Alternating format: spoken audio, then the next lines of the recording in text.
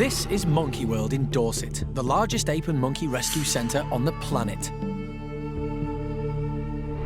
Today on Monkey Life, chimp toddler Bryan finally makes friends with bad boy Seamus. But later, they fall out again.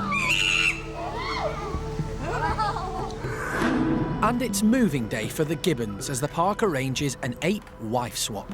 We're going to give them the best option that we can by offering her another male and by offering him a lady who won't be quite so nasty to him.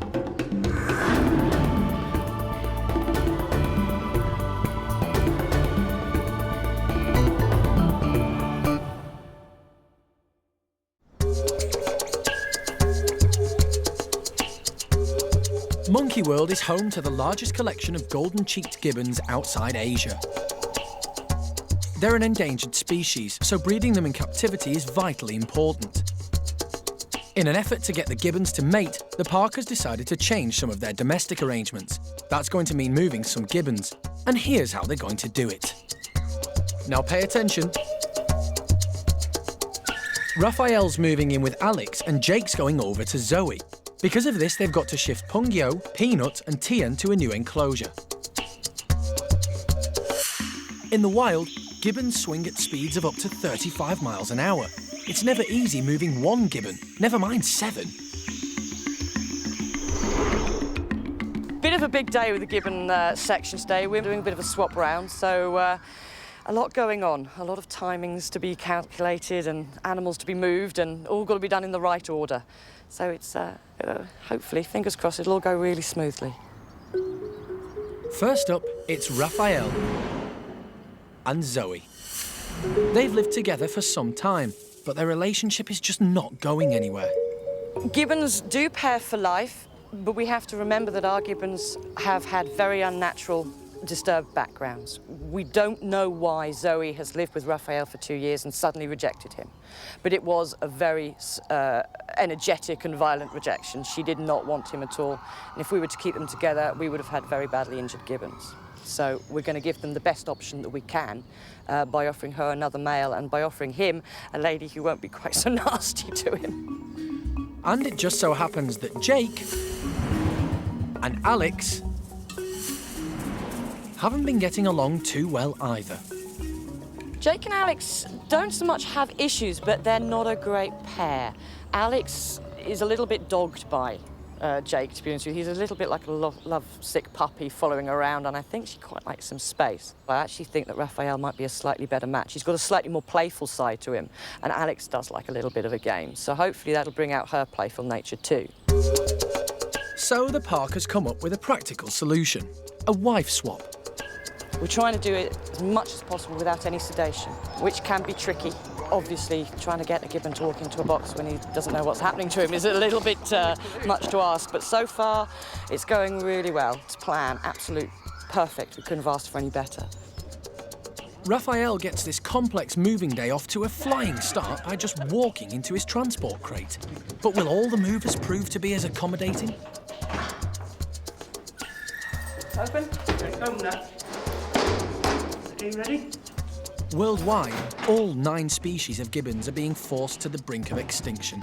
Hopefully the park's efforts will result in some new gibbon babies. How well they go and how quickly their pair bond, how long's a piece of string? We can't tell. Babies, yeah, of course, we want them, but just give them time. We'll just give them time. She'll get pregnant when she's ready. With one couple moved, there's one couple to go. But there's a problem. For this last pair to move, Peanut and her family has to move first.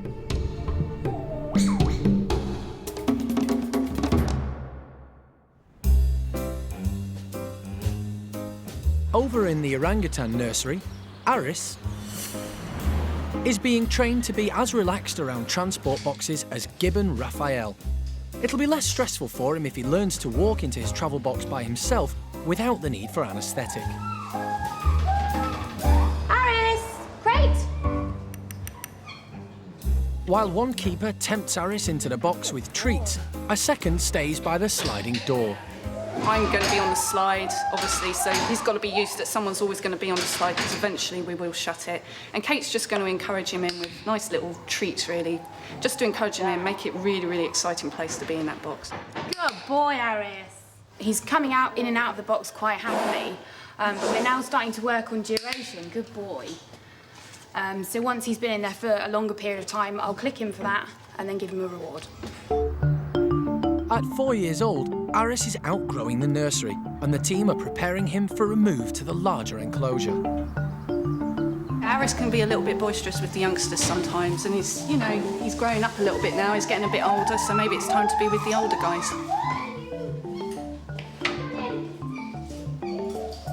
For Aris, this is simply a great game, and it's played in stages. Taking it very, very slowly, and then eventually we'll get to the stage when we can shut it completely, and we'll click and reward him, and then we'll open it straight away, and then we'll extend that period of time. It's just to make him feel comfortable that he's not going to be stuck in that box forever. Good boy, Aris. It's gone really, really well. He's done absolutely brilliantly today. We've managed to shut the slide quite a lot, and he's not reacted or negatively anyway, so it's gone really, really well. Aris will be moving in a couple of weeks' time, when everybody hopes he will happily go in and out of the box. Good boy, Aris. Good boy. Over in the chimp nursery, newest recruit Bryan is flourishing under the watchful eye of foster mum Sally.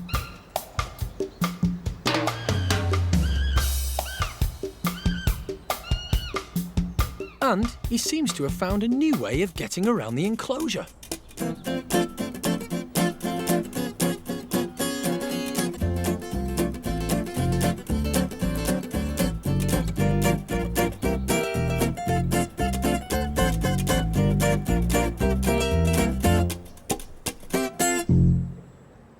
When Bryan first arrived, bad boy Seamus was jealous of the new arrival.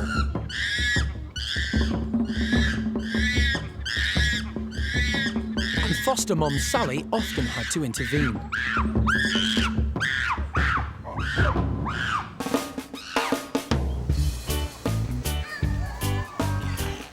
But now the pair are friends, and thanks to Seamus's mischievous influence, Bryan is becoming more adventurous.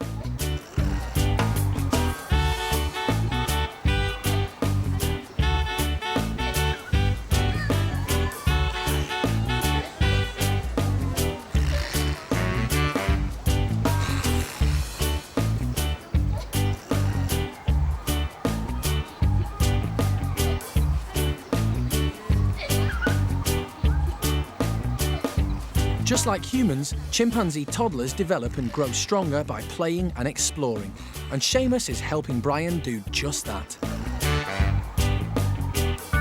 But best of all, could it be that Bryan is actually helping Seamus learn to play nicely? Later, Bryan learns some harsh lessons about chimp etiquette.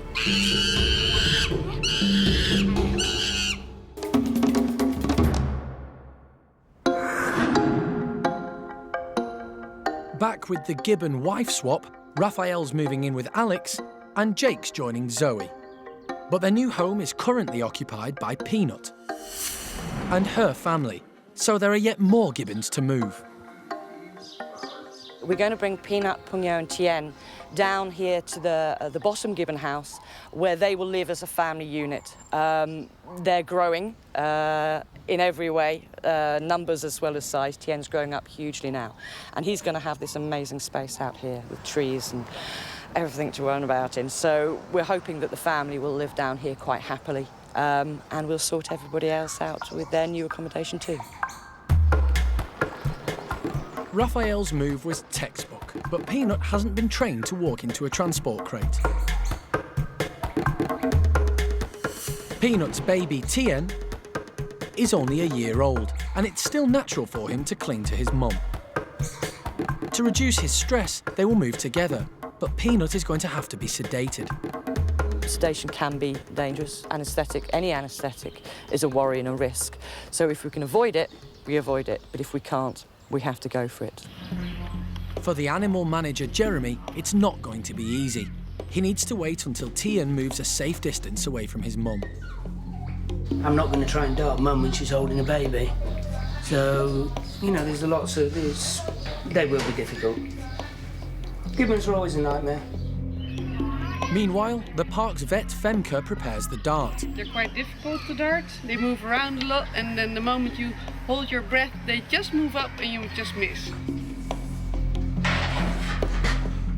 The thing with any darting is you've got to be patient. You know, if you miss 2 or 3 times or have a dart failure, you've got to live with it. Just, if you start getting wound up about it, then you have to walk away and come back tomorrow. Wendy waits nervously. But Jeremy manages to sedate Peanut. And then it's a quick trip to get Mum and baby over to the other side of the park and into their new home.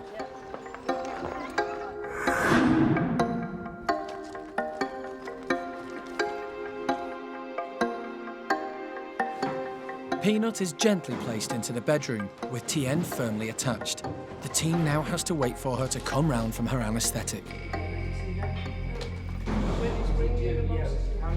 It's a tense time waiting for any primate to wake up, but especially with these apes that are so rare and endangered.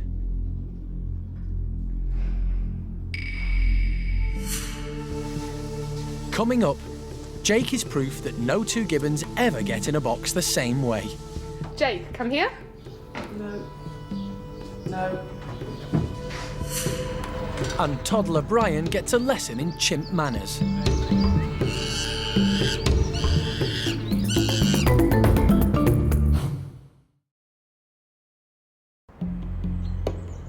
At Monkey World in Dorset, the atmosphere is tense in the new gibbon house.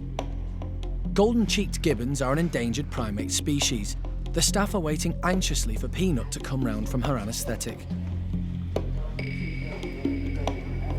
She's been sedated to move her and her family across the park to a much larger enclosure. Her baby, Tien, clings on tightly to her. Peanut has been darted, Chen obviously not. He's still awake, he's even drinking from her now. I have to wait again to give her the reversal, because one of the 2 ingredients we gave her should wear off first, because it will make her hallucinate if she still has that in her and she wakes up a little bit. So we wait another 10 minutes and then reverse the 1 agent, and then she'll wake up slowly and Chen hopefully will be fine. But she's breathing steady and she looks all right. She's in a recovery position now.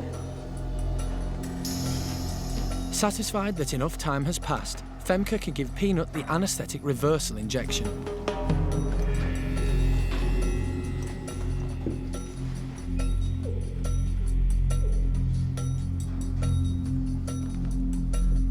Now, all they can do is wait.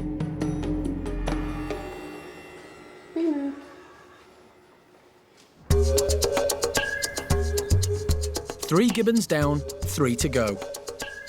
Zoe and Jake should be a simple prospect. They've both been well trained, so they will not need to be anaesthetised. They both walk into the box really, really well and give us enough time to shut the slide. We haven't as yet shut the slides on them while they're in the box. We didn't want to scare them or put them off. We've actually only had a very short period of time to do this training with them, so we didn't want any negative at all. So today will be the first day that that slide is shut behind them. First up, Zoe. Perfectly walked into the box for us. No stress, no worries. Walked into the box, got rewarded for it, and now we're going to take her to her new home. Without any stress, no anaesthetic. Ideal, absolutely perfect. Right. Such a good girl in there, aren't you? Such a good girl, Zoe. Where are you going? Ready? Yep. Good girl, Zoe. Good girl. Straight in and shut the slide. Didn't seem very worried, did you? No. Good job. Go well? Perfect. Couldn't have planned it any better. Out of a box, up a chute, into the bedroom. And now for Jake. This should be simple. Come on then. Not fully in. Not fully in. No. No. Get your foot in, I can see you. Come on. No. Or not. Jake, come here. Come here. Come on, Jake. No. No. But after a few words of encouragement and the lure of some tasty grapes, Jake gives in. No. Got it. Good job. Good job. Boy, Jake. Well done, Holly. With Jake in the box, it's a quick trip over to the other side of the park. And before he knows it, he's well on his way to joining new mate Zoe. You ready? He's on his way. Here we go. Everybody hopes that Zoe and Jake will make a perfect couple. But before they're introduced, they'll be given a few days to get used to their new surroundings. Coming up, baby Tien is still clinging to his mother. Will she wake up safely from the anaesthetic?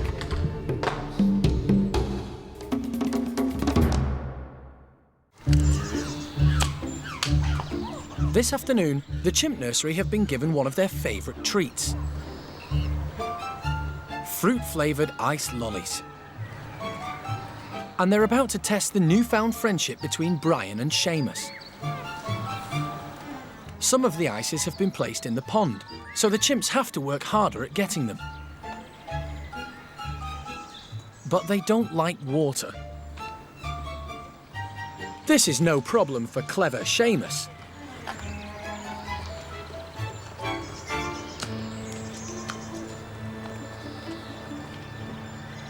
There's no way new recruit Bryan will brave the water.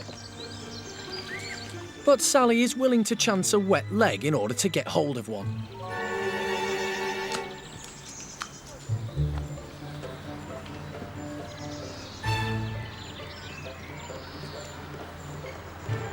At last, Bryan decides to grab a lolly for himself.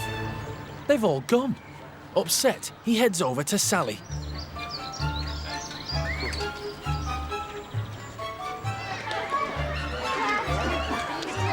But Sally firmly lets him know it's her lolly and it's staying that way. Plan B. Bryan sidles up to his new buddy, Seamus. But Seamus lets Bryan know exactly how things are.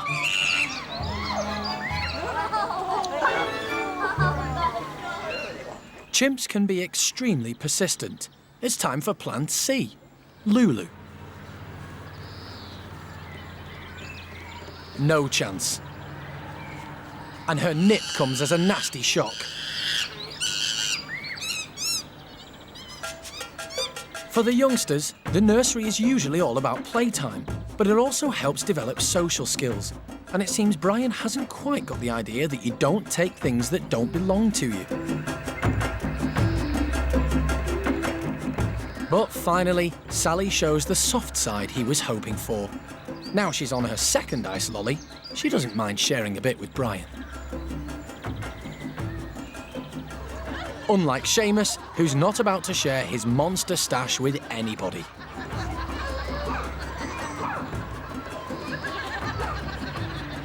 At last, Bryan manages to get an ice to himself. And it looks like he's now grasped chimp lesson number 1. If you've got something worth keeping, then stay out of everyone's way.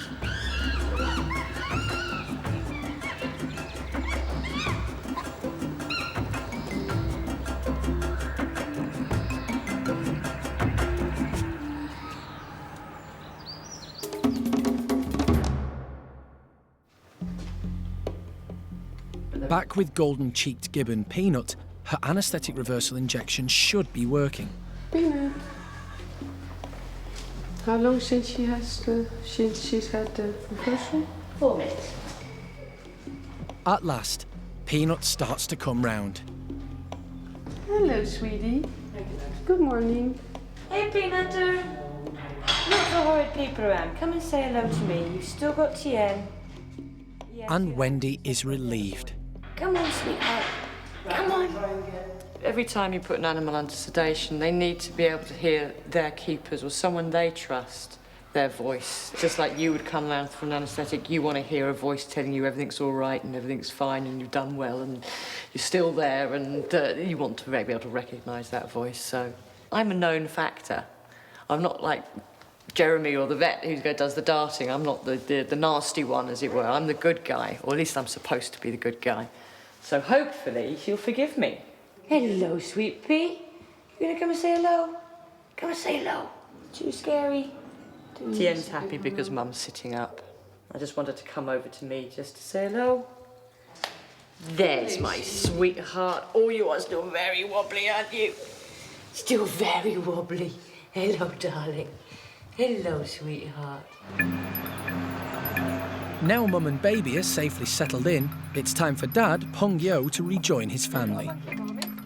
This family's new enclosure has more space and a natural tree-filled environment in which Tien can grow up.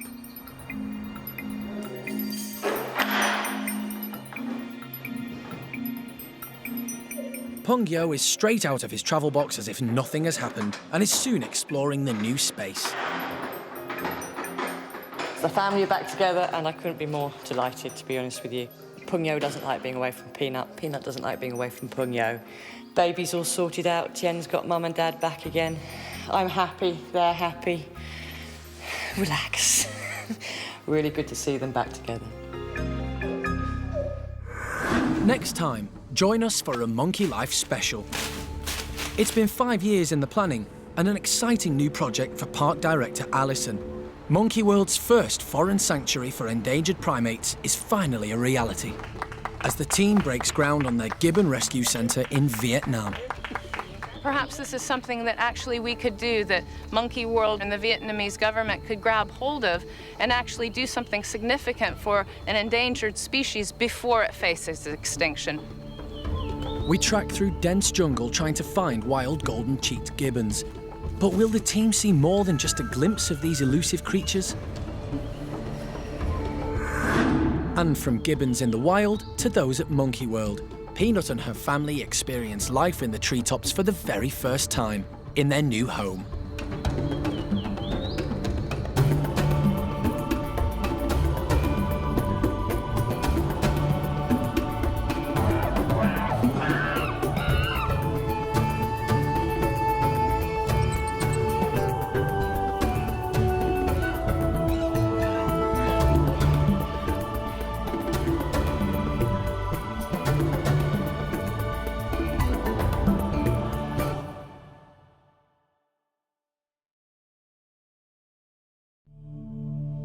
This is Monkey World in Dorset, the largest ape and monkey rescue centre on the planet.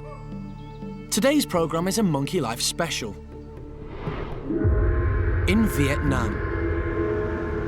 Monkey World is embarking on an exciting new project, their first foreign sanctuary for endangered primates, a new Gibbon rescue centre, protecting these rare animals for the future. Monkey World was a rescue centre. It's taken 20 years to build up. We're trying to put a rescue centre here in just a few months. We trek through dense jungle in a search for golden-cheeked gibbons in the wild. Ow, ow, it's the gibbons. But will the team catch more than just a glimpse of these elusive creatures? And at Monkey World, Peanut and her family experience life in the treetops for the very first time in their new home.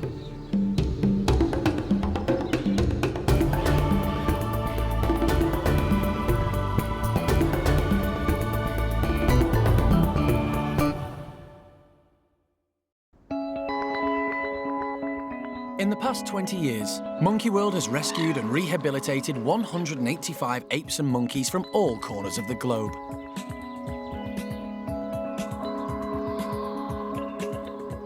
But their latest project means that many rescued primates can remain in their native country.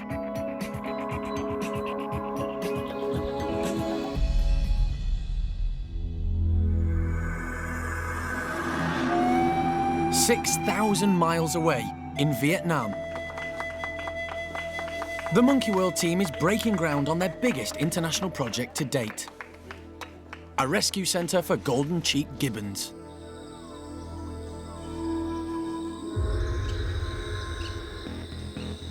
Vietnam is home to some of the rarest wildlife in the world. Poverty in rural communities has led to endangered wildlife being the target of the illegal poaching and smuggling trades. Without help, golden-cheeked gibbons could face extinction. We knew that there was a big demand and trade in them illegally on the black market, and yet nobody knew anything about them in the wild, except for most conservationists were saying, actually, there are other species that are more critical. Well, it was a very sort of grand statement to make when you don't actually know anything about the golden cheek gibbon. So I guess at that point in time, which was about 4 or 5 years ago, we decided, well, perhaps this is something that actually we could do, that Monkey World Ping Tung Rescue Center and the Vietnamese government could grab hold of and actually do something significant for an endangered species before it faces extinction. 5 years in the planning, the new sanctuary will be run by Monkey World and Taiwan's Ping Tung Rescue Center. Joining forces with the Vietnamese, the three nations will build the first official rescue center of its kind in this country. So I'm very pleased to be here today to break ground for this rescue center, but really this is only a small part of the overall project where we are trying to aim to create the highest level of scientific work for conservation, for welfare, and to get the gibbons back out into the forest. So thank you very much and all the best for a successful future. Thank you.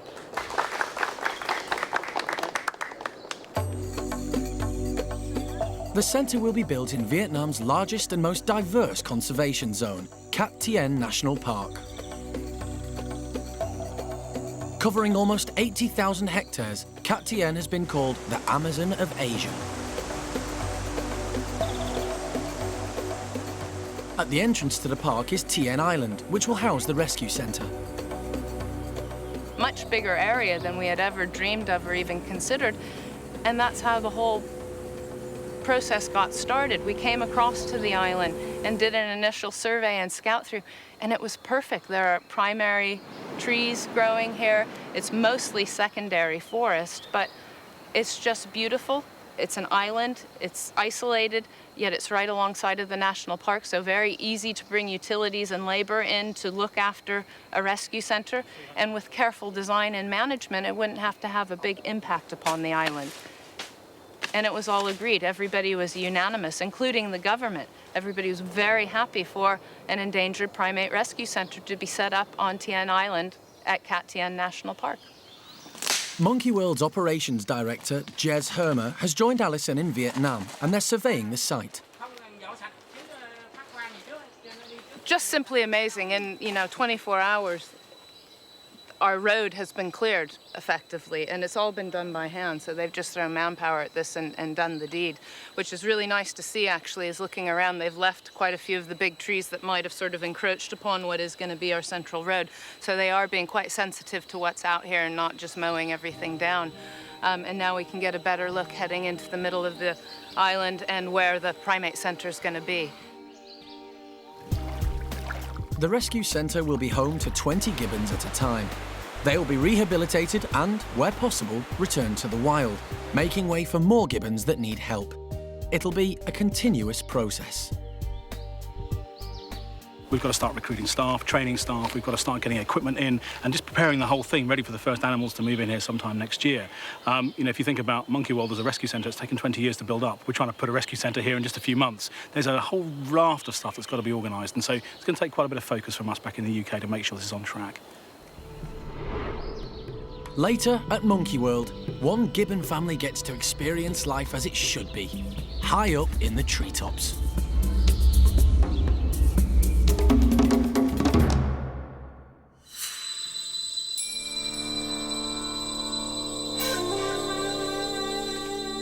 It's 4 a.m. in Vietnam. The team are heading deep into the jungle. They're hoping to catch a glimpse of golden cheek gibbons in their natural habitat. Monitoring the wild population of the gibbons will help everyone understand more about the needs of the rescued primates when they're brought to the new centre, and when they're re-released back into the wild.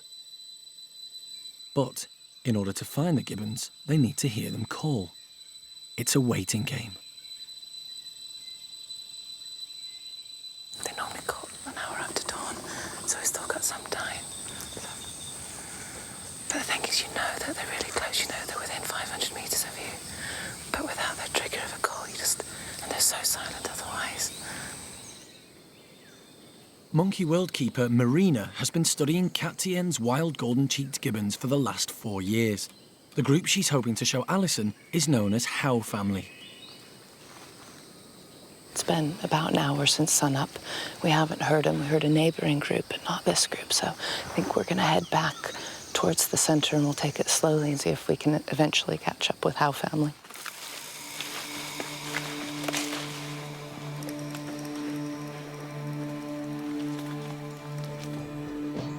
Very little is known about the golden-cheeked gibbons, as they're incredibly difficult to follow through the dense jungle they occupy. Poaching has also made them extremely shy of people. The seasons make a huge difference here, and it's coming into dry season now, so every step is a crunch and a crack and a break of a branch or leaf litter. And there's just it's really difficult to move quietly through the forest right now.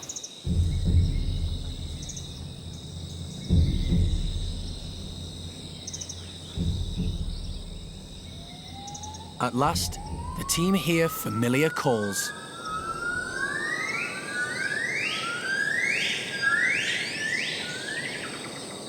They called for 12 minutes, which is their average time, which wasn't enough to get to them. But they're probably within 150 metres of here.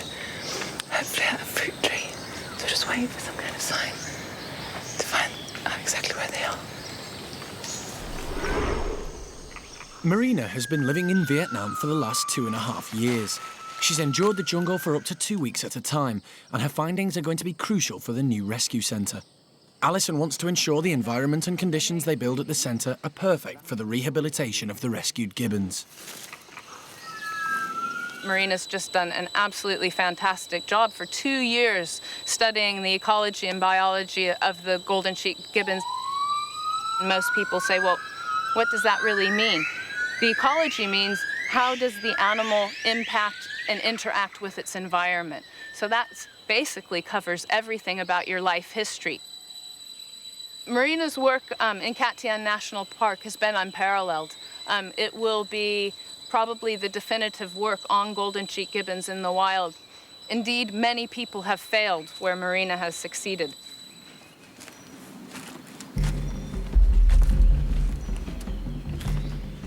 Mr. Bing is a forest ranger and tracker. He's been working with Marina since she arrived in Vietnam.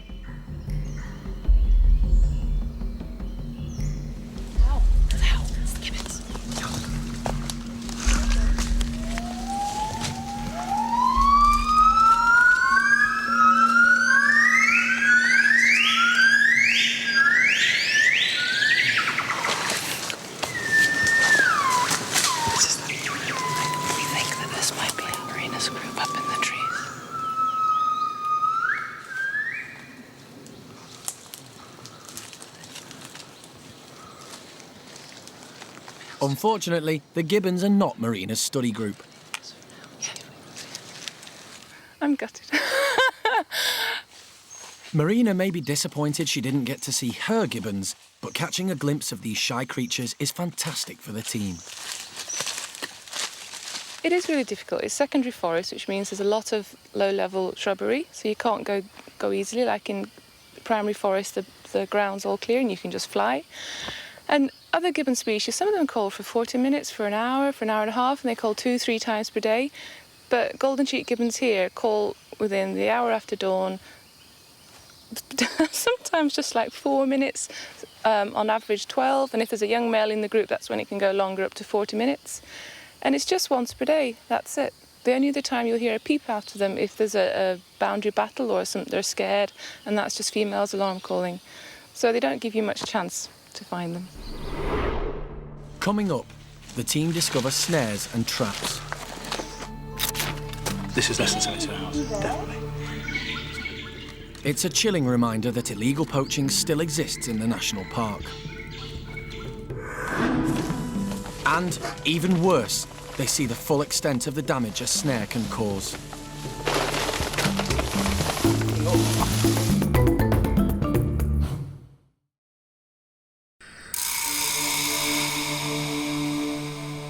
In Vietnam, the Monkey World team are back in the forest of Cat Tienne National Park. Marina wants to find How Family, one of her golden-cheeked gibbon study groups.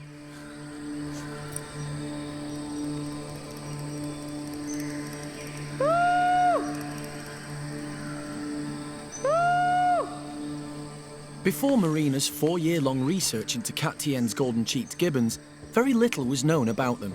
But in order to stand the best chance of releasing them back to the wild, it's vital to know as much as possible.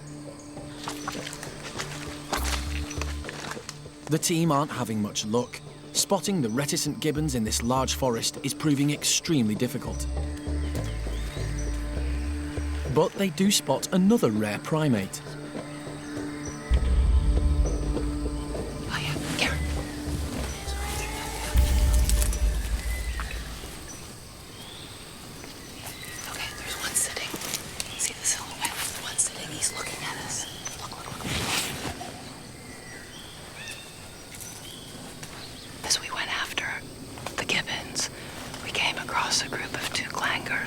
Which are really sort of quite big-bodied monkeys, and they've actually got a chambered stomach. They're very unique. They're ruminant digesters, so all they eat really are leaves, and then they sit like a cow in the tree and digest.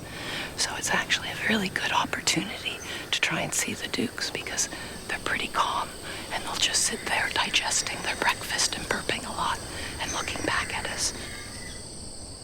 Duke langurs are classified as critically endangered. They too fall victim to the illegal wildlife and smuggling trades, so the new rescue centre will also offer sanctuary to them. The Vietnamese government and forest rangers known as the Kim Lam work hard to preserve its wildlife. But despite international treaties and domestic laws, the trade continues.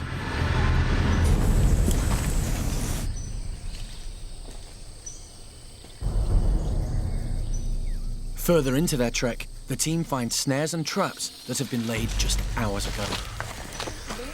This is less than 72 hours, definitely. Look at that. Look, this is... As fresh as anything.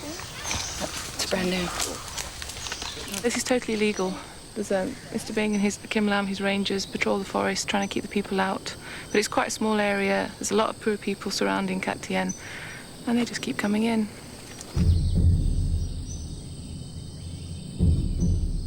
They have found laid branches and leaves.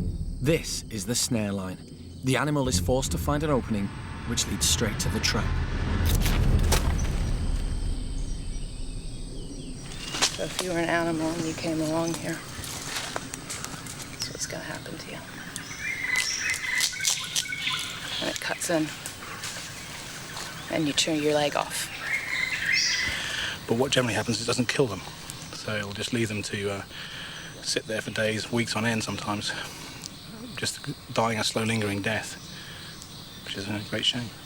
When I was here 2 years ago, I never saw any snare lines because this is very close to the headquarters. It's right next to the headquarters of the Kim Lam. Yeah, it's just saying lots of people are liking it at the moment and more are coming in. And this was the best protected area within the park, so if hunters are here, it means the other areas maybe are getting worse. The national park is now having to employ more forest rangers to keep the poachers out. Now, people have been hunting like this around here for years and years, but, you know, the forest is getting smaller, the concentration of hunting is getting much tighter, the effect upon the natural environment is getting much more severe, and it's an issue of education, essentially. The local hunters don't necessarily need to come in here anymore and hunt these small mammals. It's not essential for their survival, but they do come in as part of their cultural heritage, and until somebody can get the educational points across that actually this is damaging the forest irreparably, you know, this is never going to stop. Sadly, in just one day, the team find many different traps that they need to dismantle. And later, they come face to face with the reality of what happens to an animal that's been caught by a snare. It's a Duke langur, one of the rarest primates in the world. And, you know, you see these little signs all over his body of what his previous life was. And now that's tragically over.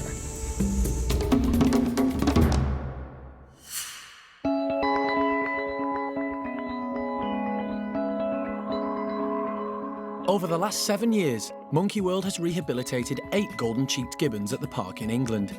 It was the only suitable place for them to go. One family, Pungyo, Peanut and their young son Tien, are about to experience something new.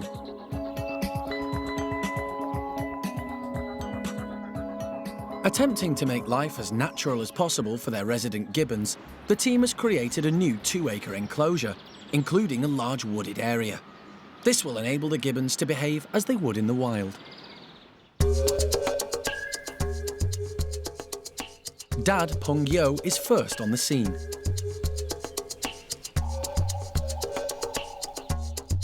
But Mum Peanut has her youngster to think of, so she's more cautious. But not for long. The lure of the forest is just too tempting. It's a great moment for the primate care staff. It's the most wonderful thing to see these gibbons in the trees. They've been stolen from the wild as infants, taken into the illegal pet trade, and they're using their trees like they've never been away. Just really goes to show that the natural instinct is there. They know how to handle those trees. It's so often said that you can't put these animals back into a natural environment because they won't know how to do it. Peanut and Pungyo know exactly what trees are for. They know how to use them. They're there. They're using a forest. Tien is now 11 months old and a confident young gibbon. This is his first tree climbing experience and he clearly loves it. Gibbons move at great speeds and can jump around 40 feet. In the wild, they spend their lives living high in the tree canopy, and it seems that's just what this family are going to do.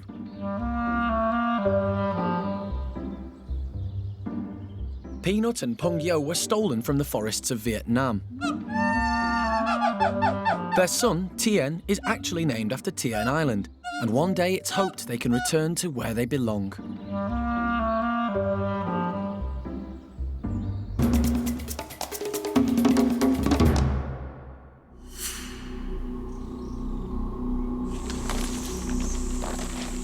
Back in Vietnam, in Cat Tien's headquarters, Alison and Marina are about to see firsthand the damage a snare can cause to an animal. This is a black-shanked Duke Langer, one of the most endangered primates in the world. He's lost his leg and would have endured a slow and painful death. Just a few hours ago, the team were lucky enough to see a wild troop on their trek through the jungle. You try not to get too emotional about these things and just deal with the practicalities. But when you start looking at him, it's just really difficult because you see signs of his previous life. He's got a cut on his face and a torn ear. He's sort of coming up to adulthood, coming to be a mature male. He was probably challenging the adult male in the group to become the dominant male. And, you know, you see these little signs all over his body of what his previous life was. And now that's tragically over. Marina is taking hair samples and the vet is gathering information. Hopefully they can learn something about this species from this incredibly sad situation. Cat Tien is the most protected national park in Vietnam, and law enforcement is taken very seriously. At the ranger station, the poachers of the Duke Langer have been caught and are in handcuffs. They will certainly receive a prison sentence for this crime. Once word gets out that the authorities are going to seize the animals and prosecute the smugglers, the trade will stop because nobody will want to spend the money on trying to steal langurs or gibbons from the wild, especially if they know they're going to get thrown in jail for it. Next time. In Vietnam, the team find gibbons living as pets, but will they be able to come to the new rescue centre? Would he be happy to consider her future if she were able to go back to the forest in the next couple of years, if that were possible? Would he consider that for her? At Monkey World, young orangutan Kai discovers when it comes to food, being cute means nothing. And in Paddy's chimp group, Susie gives birth to her second baby. She's looking after the baby, she's holding the baby. We've actually seen it suckle now, so things are looking very positive for everything to go well.